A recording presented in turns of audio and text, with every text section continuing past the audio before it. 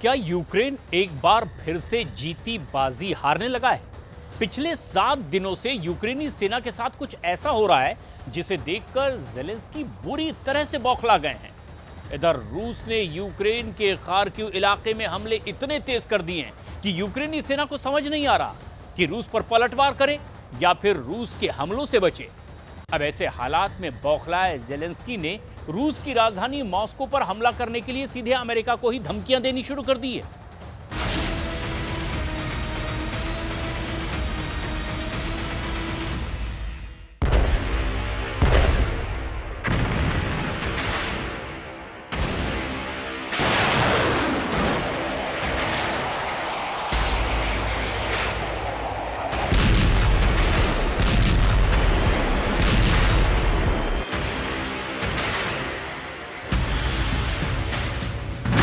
एक 1000 तोपों से हमला, भाग गए यूक्रेनी सैनिक।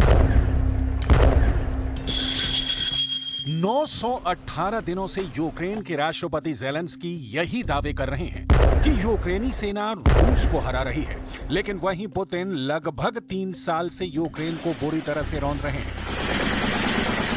रूस के कुर्स्क और सुत्जा भले ही यूक्रेनी सेना कब्जा करने का दावा कर रही है, लेकिन यह सच है कि रूस कुर्स्क पर यूक्रेनी कब्जे को लेकर जरा भी घबराया हुआ नहीं है, बल्कि उसे कुर्स्क में मौजूद परमाणु संयंत्र को यूक्रेन के खिलाफ हथियार के रूप में इस्तेमाल करना शुरू कर दिया है। रूस को अच्छी तरह से पता है कि अगर यूक्रेनी सेना कुर्स्क में मौजूद परमाणु संयंत्र में धमाका किया तो पूरी दुनिया में यूक्रेन, नाटो और अमेरिका के खिलाफ माहौल बन जाएगा। और अगर ऐसा होता है तो फिर रूस डंके की चोट पर यूक्रेन पर एटमी हथियारों तक का इस्तेमाल कर सकता है। रूस कहीं ना कहीं चाहता है कि यूक्रेन कुर्स्क परमाणु संयंत्र पर विनाशकारी हमला करे। इसके लिए रूस ने अब यूक्रेन के छोटे कब्जों को कब्जाना शुरू कर दिया है, ताकि ज़ेलेंस्की बौखलाकर कोई एटमी गलती कर बैठे। पिछले 7 दिनों से रूस के लड़ाकू विमानों ने यूक्रेनी इलाकों में भारी तबाही मचाई है। यहाँ तक कि रूस की मिसाइलों और तोपखानों ने पूर्वी यूक्रेन को तबाह करना शुरू कर दिया है। जरा देखिए, 1000 तोपों से हमला करके रूसी सेना ने यूक्रेन के डोनेत्स्क क्षेत्र में किरोवा कस्बे पर क्या दावा किया है। रूसी रक्षा मंत्रालय ने दावा करते हुए कहा है कि उसकी मिसाइलें और तोपखानों ने पूर्वी यूक्रेन के डोनेत्स्क क्षेत्र पर भीषण हमले किए हैं। 7 दिन से चल रही खूनी जंग में डोनेत्स्क क्षेत्र के किरोवो इलाके पर कब्जा करने का दावा रूसी सेना ने किया है। रूसी सेना का दावा, रूसी हमले के दौरान यूक्रेनी सेना इलाका छोड़कर भाग खड़ी हुई। रूस के किरोव में यूक्रेनी सेना ने बड़ा मोर्चा खोल रखा था, लेकिन रूसी सेना के जबरदस्त पलटवार से यूक्रेनी सेना भागने को मजबूर हो गई है। В результате активных действий подразделений группировки войск «Центр» освобождены населенные пункты Орловка, Камышевка, Николаевка и Новожеланная Донецкой Народной Республики. Нанесено поражение формированием 7 механизированных, 2 егерских, воздушно-десантной, штурмовой бригад Вооруженных сил Украины, 2 бригад теробороны и штурмовой бригады «Людь» Национальной полиции Украины. Отражены 50 контратак подразделений Вооруженных сил Украины. यूक्रेन पर भारी पड़े पिछले 7 दिन।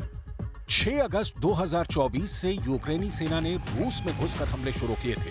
कुर्स्क और दक्षिण पश्चिमी रूसी शहर बेलगोरोद पर सबसे ज्यादा और भीषण हमले यूक्रेनी सेना ने किए हैं। लगभग 26 दिन की भीषण जंग में रूस को काफी नुकसान हुआ है, लेकिन अब वॉर जोन से आ रही रिपोर्ट्स के मुताबिक पिछले 7 दिन में यूक्रेनी सेना को भारी नुकसान उठाना पड़ा है। हम आपको रूस और यूक्रेन के टॉप कमांडरों के जरिए ये दिखाने और समझाने की कोशिश कर रहे हैं कि कैसे जीत के दावे करने वाला यूक्रेन पिछले 7 दिनों में रूस से बुरी तरह से हार रहा है। रूसी सेना का दावा है कि पिछले 7 दिनों में यूक्रेन की कम से कम 250 यूनिट तबाह की जा चुकी है, जबकि पिछले 7 दिनों में ही यूक्रेन को जमीन और आसमान में भारी नुकसान हुआ है।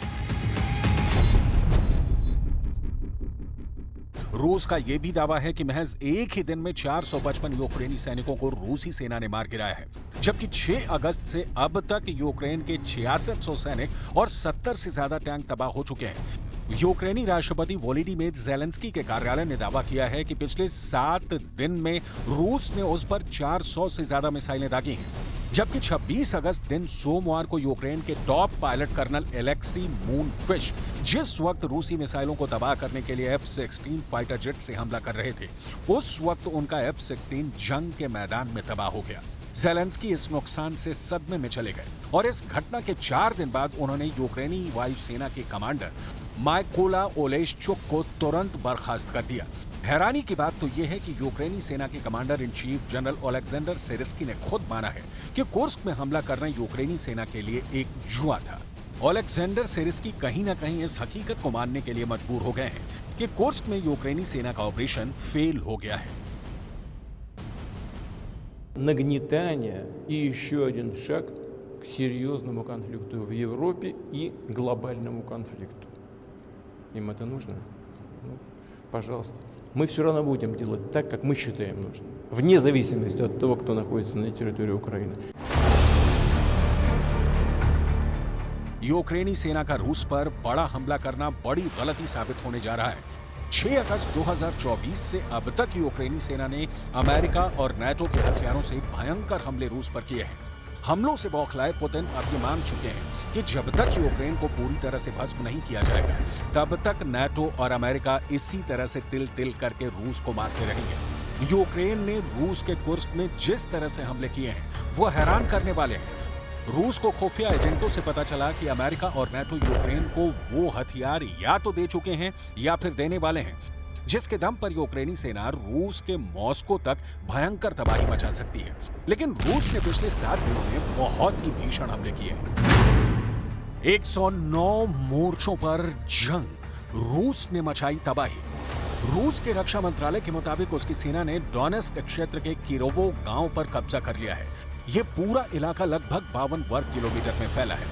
इधर यूक्रेन की रक्षा पंक्ति हमलों का सामना करते हुए आगे बढ़ रही है। यूक्रेनी सेना का दावा है कि वो रूसी सेना के साथ 109 मोर्चों पर भीषण जंग कर रही है, जबकि रूसी रक्षा मंत्रालय का दावा है कि उसने पिछले 24 घंटों में खार्किव, डोनेस्क, ज़ापोरिज़िया, खेरसोन में यूक्रेनी सेना को पूरी तरह से रौंद कर हरा दिया है।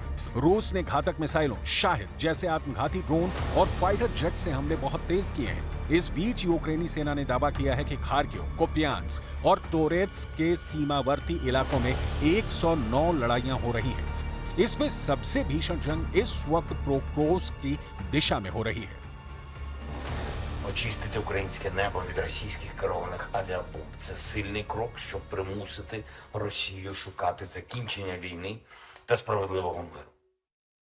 Українські представники дали всю необхідну інформацію, всі необхідні деталі нашим партнерам. Я звертаюся до Сполучених Штатів, Великої Британії, Франції та Німеччини.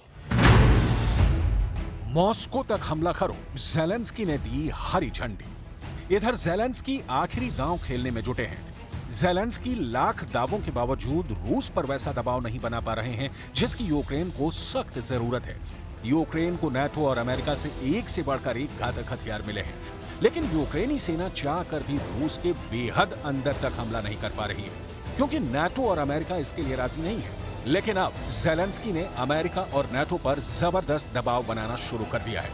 खबरों के मुताबिक यूक्रेन के राष्ट्रपति वोलोदिमीर ज़ेलेंस्की अब रूस में और अंदर घुसकर हमले करना चाहते हैं। न्यूज एजेंसी रॉयटर्स के मुताबिक इसमें मदद के लिए वो अमेरिका पर भी दबाव बना रहे हैं। ज़ेलेंस्की ने कहा, यूक्रेन के आसमान से रूस के बमों को तभी हटाया जा सकता है जब हम उन पर हमले तेज कर देंगे। अगर हम ऐसा करते हैं तो रूस जंग खत्म करने और शांति की तरफ कदम बढ़ाएगा। यूक्रेन ने लंबी दूरी तक हमले में सक्षम मिसाइलों और रूस के खिलाफ इनके इस्तेमाल की इजाजत मांगी है। ज़ेलेंस्की ने कहा कि इन हमलों को तभी रोका जा सकता है जब यूक्रेन रूस के एयरफील्ड्स और सैन्य ठिकानों को निशाना बनाए। हम हर दिन अपने सहयोगी देशों से इसकी इजाजत मांग रहे हैं। कुछ रिपोर्ट्स में दावा किया गया है कि राष्ट्रपति ज़ेलेंस्की के रूस के बेहद अंदर हमला करने के लिए सेना को हरी झंडी दिखा दी है। Сьогодні говорив з головкомом, Покровський напрямок, найбільше штурмів, не просто також на Краматорському, Торецькому, Куп'янському напрямках, майже 200 боїв щодобово по всьому фронту. І найважливіше зараз завдати окупанту максимальних втрат та відповідати на всі російські удари. इधर यूक्रेन के ताजा हमलों से ये भी साबित हुआ है कि स्टॉर्म शैडो जैसी मिसाइलें यूक्रेन रूस के खिलाफ इस्तेमाल कर रहा है। इसीलिए रूस के विदेश मंत्री सर्गेई लावरोव ने कहा है कि अमेरिका को आग से खेलना बहुत भारी पड़ेगा। हालांकि अमेरिका और नाटो बार बार यही कह रहे हैं कि वो रूस के खिलाफ सीधी जंग नहीं कर रहे हैं, जबकि रूस के विदेश मंत्री का साफ कहना है कि इसके नतीजे भुगतने पड़ेंगे। Своя доктрина, в том числе доктрина использования ядерного оружия, которая, кстати, сейчас уточняется, и о которой американским деятелям очень хорошо известно. Но это просто по Фрейду прорывается у них. Вы знаете, Третья мировая война – это плохо, потому что мы не хотим, чтобы пострадала Европа. Вот весь американский менталитет. Менталитет хозяина, который на том берегу сидит, убежден в своей безопасности. रूसी हमले अब यूक्रेन पर कैसे भारी पड़ रहे हैं, जरा इसे भी जान लीजिए। अब तक रूस की मिसाइलों और ड्रोन्स ने कीव, विन्नेतिशिया, झीटोमिर, खेमेलनित्स्की, देन प्रोपोत्रोवस्क, पोल्टावा, निकोलेव, किरोवाग्राद और ओडेशा के इलेक्ट्रिकल सब स्टेशन को निशाना बनाया है। लुओ, इवानो फ्रेंकोवस और खार्किव के गैस कंप्रेशर स्टेशन और गैस ट्रांसपोर्टेशन सिस्टम को निशाना बनाया है। इसके अलावा कीव और देन प्रोपोत्रोवस के इलाके के एयरफील्ड और हथियार डिपो को टारगेट किया गया है। रूस ने दावा किया है कि उसकी मिसाइलों और ड्रोन्स ने सटीक निशाना लगाया है। यूक्रेन के कम से कम दर्जन भर हथियार डिपो में उड़ाए जा चुके हैं। रूसी रक्षा मंत्रालय ने यहां तक दावा किया कि यूक्रेन को कुर्स्क में काफी नुकसान हुआ है। अब सवाल उठता है कि ऐसे हालात में क्या यूक्रेन मॉस्को तक हमला करके रूस को जंग में हरा पाएगा, या फिर यूक्रेन की इस हरकत से रूस पूरी तरह से यूक्रेन को तबाह कर डालेगा।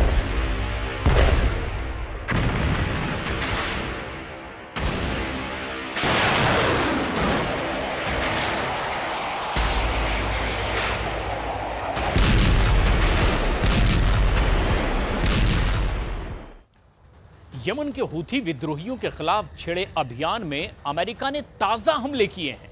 हूथी अड्डे पर हमले में एक ड्रोन और एक अनमैन्ड वेसल को तबाह कर दिया है।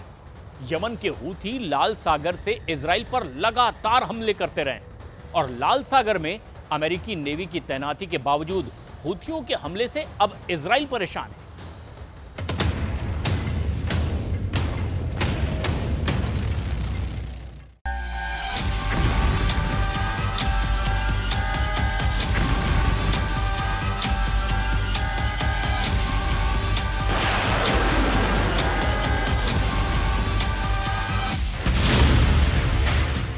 हूती अड्डे पर अमेरिका का बड़ा हमला। रीढ़ तोड़ने वाले अटैक से मच गई भगदड़। लाल सागर में हूती विद्रोहियों के पांव उखड़े। अमेरिका के स्पेशल कमांडो का ऑपरेशन हूती।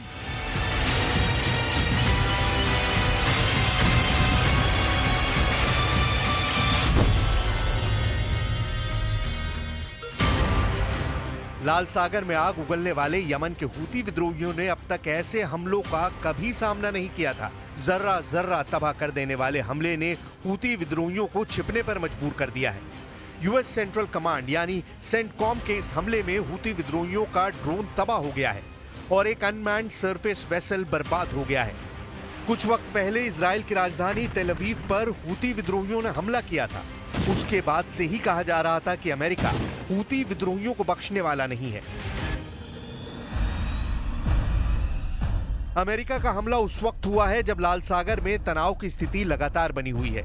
हूती विद्रोहियों ने पिछले हफ्ते 10 लाख बैरल तेल लेकर जा रहे जहाज को बारूद से उड़ा दिया।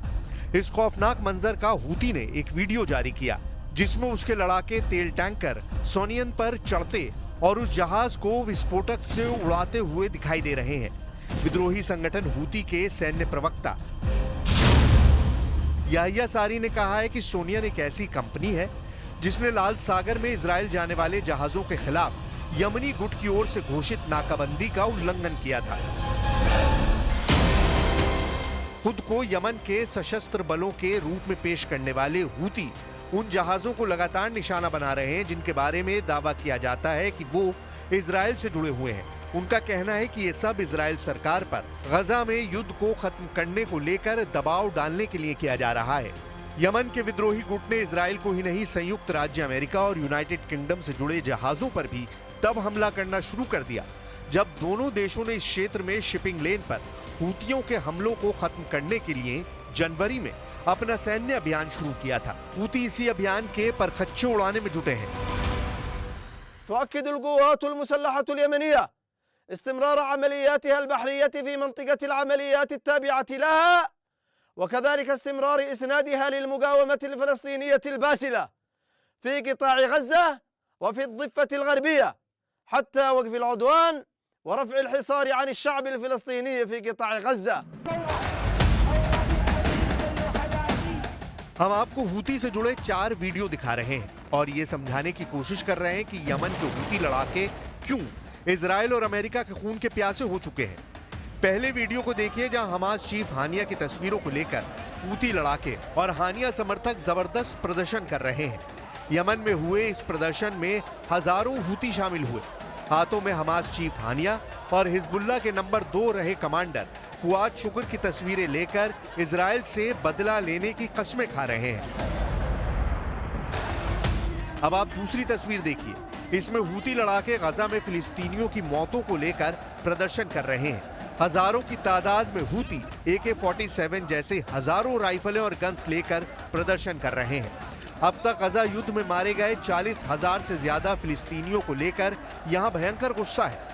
यमन की राजधानी सना में हुए इस प्रदर्शन में हूतियों ने हथियारों के साथ जबरदस्त प्रदर्शन किया है। हूतियों से जुड़ी तीसरी तस्वीर ने तो इजराइल के साथ साथ अमेरिका के भी होश उड़ा दिए हैं। इस तस्वीर में आप साफ देख सकते हैं कि हूती अमेरिका के सबसे खतरनाक MQ-9 ड्रोन के मलबे पर खड़े हैं। हूती लड़ाकों का दावा है कि उन्होंने अब तक अमेरिका के 4 MQ-9 ड्रोन को मिसाइल हमला करके गिरा दिया है। हूतियों के दावों के बाद से इजराइल तक घबरा गया है। यमन की राजधानी सना में 23 अगस्त को हूतियों ने ऐसा जबरदस्त प्रदर्शन किया है जिसने ईरान तक को हैरान कर दिया है। पानी में व्हीलचेयर पर बैठा हूती लड़ाका तक इजराइल और अमेरिका से गजा और हानिया की हत्या का बदला लेने की कस्में खा रहा है।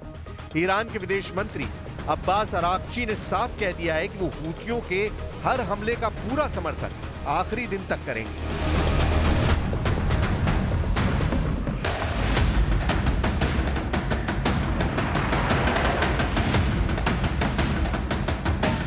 हूती विद्रोहियों का आरोप है कि अमेरिका और ब्रिटेन ने मिलकर यमन के करीब 424 ठिकानों पर हवाई हमले किए हैं, जिसमें कई दर्जन यमन के नागरिक मारे गए हैं।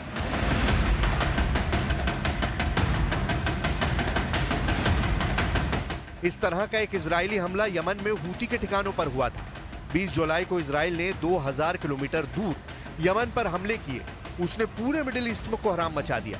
यमन के हूती विद्रोहियों ने 19 जुलाई को इजराइल के तेल अवीव पर ड्रोन से हमला किया था। उसका बदला नेतन्याहू ने खुद अपनी आंखों के सामने लिया।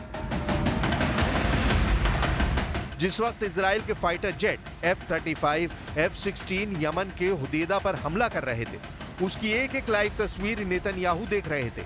देखिए यमन के हुदैदा शहर में इजराइल के बेरहम एयर स्ट्राइक से कैसी तबाही मची थी। हुदैदा पोर्ट, तस्वीर नंबर 1।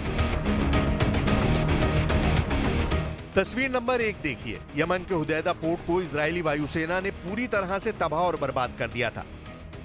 दावा किया गया था कि यमन के इसी पोर्ट पर ईरान से हूती विद्रोहियों के लिए घातक हथियार, ड्रोन और मिसाइलें आती हैं, जिन्हें इजरायली हमले में बर्बाद कर दिया गया। पावर स्टेशन, तस्वीर नंबर 2। अब तस्वीर नंबर 2 देखिए, इजरायली वायुसेना के फाइटर जेट्स ने हुदैदा शहर में मौजूद एक बड़े पावर स्टेशन पर भयानक हमले किए थे। पावर स्टेशन को मिसाइल और घातक बमों से पूरी तरह से तबाह कर दिया गया था। तेल डिपो, तस्वीर नंबर 3। तस्वीर नंबर 3 देखिए, जिसमें हुदैदा शहर में मौजूद एक बड़े तेल डिपो पर जबरदस्त हमला इजरायली सेना ने किया था। इजराइल के हमले में तेल डिपो में भयानक आग लगी थी। आग की लपटें 200 से 300 मीटर तक उठती हुई साफ देखी जा सकती हैं। मौके पर मौजूद सैकड़ों यमन के नागरिक इस बेरहम हमले से हुई तबाही का वीडियो बना रहे थे। यही वजह है कि अब हूती विद्रोही 20 जुलाई को यमन पर हुए इजरायली हमले का चुन चुनकर बदला ले रहे हैं और इसीलिए हूतियों ने ग्रीस के तेल टैंकर को धमाके में उड़ाया है। अब देखना होगा कि हूती के हमलों को रोकने के लिए अमेरिका के इस हमले का क्या असर होता है।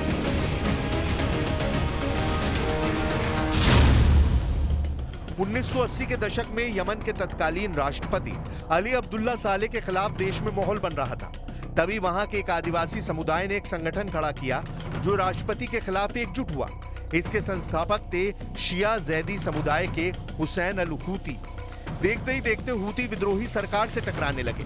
सरकार से हूती विद्रोहियों ने कई युद्ध लड़े। यमन में शिया जैदी समुदाय अल्पसंख्यक है। इसके बावजूद ये 2014 में वहां राजनीतिक रूप से काफी मजबूत हो गए। सना पर कब्जे के बाद वहां के तत्कालीन राष्ट्रपति और अली अब्दुल्ला साले के उत्तराधिकारी अब्दुर्रब्बू मंसूर हादी विदेश भाग गए। इस पर पड़ोसी देश सऊदी अरब ने अपनी सेना भेजकर विद्रोहियों को भगाया। इसमें यूएई और बहरीन ने भी सऊदी अरब का साथ दिया था। हूती संगठन के लोग इस बात से गुस्से में थे। नतीजा ये हुआ कि संगठन के लड़ाकों ने साल 2017 में अली अब्दुल्ला साले की हत्या कर दी और यमन की ज्यादातर आबादी पर अपना नियंत्रण कर लिया।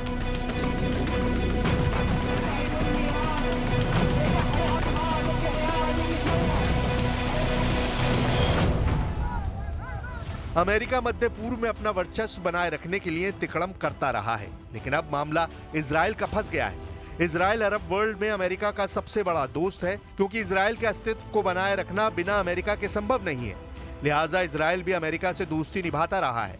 लेकिन फिलिस्तीन पर हमले के बाद हालात बदलने लगे हैं। इजराइल चारों तरफ से घिरा हुआ है। लेबनान के हिजबुल्लाह भी उस पर हमला करते हैं। हमास से तो वो जंग ही लड़ रहा है और लाल सागर की ओर से हूती इजराइल को तबाह करने पर तुले हैं। यही कारण है कि अमेरिका ने लाल सागर में अपने युद्धपोत भी तैनात किए हैं, जो हूती हमलों को रोकने के लिए हैं। लेकिन हूती बावजूद इसके इजराइल को टारगेट कर रहे हैं। नतीजा है कि अब अमेरिका को हूतियों के खिलाफ सीधी कार्रवाई करनी पड़ रही है।